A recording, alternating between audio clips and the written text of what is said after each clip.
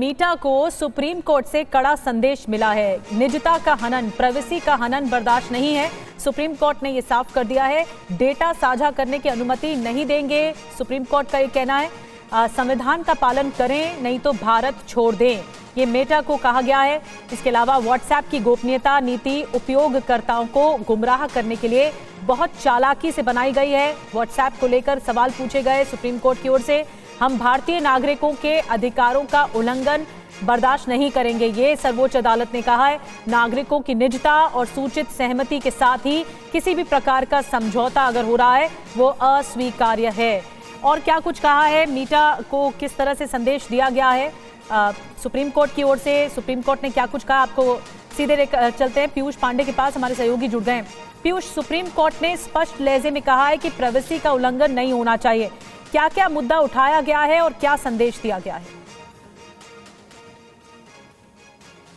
देखिए निधि, यहाँ पर जो सीसीआई का ऑर्डर था, जो जुर्माना लगाया गया था मेटा पर और व्हाट्सएप पर, उसके खिलाफ मेटा और व्हाट्सएप ने यहाँ पर अपील फाइल की थी। और उस अपील पर सुनवाई करते हुए सबसे पहले सीजीआई ने इस कदर नाराज़गी जताई कि ये तक कह दिया कि अगर आप हमारे संविधान का पालन नहीं कर सकते तो आप भारत छोड़ दें।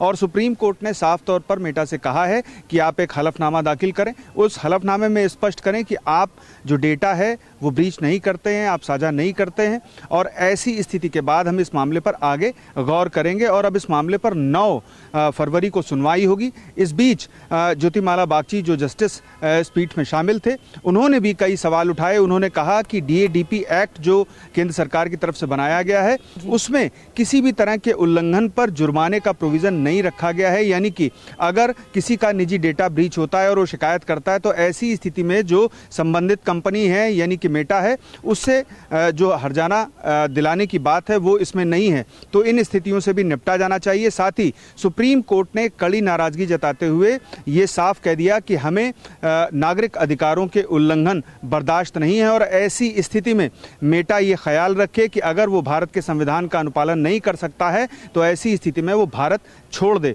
अब इस मामले पर 9 फरवरी को सुनवाई होगी और देखना ये होगा कि सुप्रीम कोर्ट में जो एफिडेविट मेटा व्हाट्सएप की तरफ से दाखिल किया जाता है उसमें क्या कहा जाता है। और अहम बात ये भी होगी कि अगला रुख सुप्रीम कोर्ट का इस मामले पर क्या रहता है। जी निधि, बहुत बहुत शुक्रिया आपका पीयूष, ये जानकारी देने के लिए। अब देखना होगा कि सुप्रीम कोर्ट का अगला रुख मीटा को लेकर क्या कुछ रहता है। बहरहाल सख्त संदेश अपनी टिप्पणी में दे दिया गया है सुप्रीम कोर्ट की ओर से।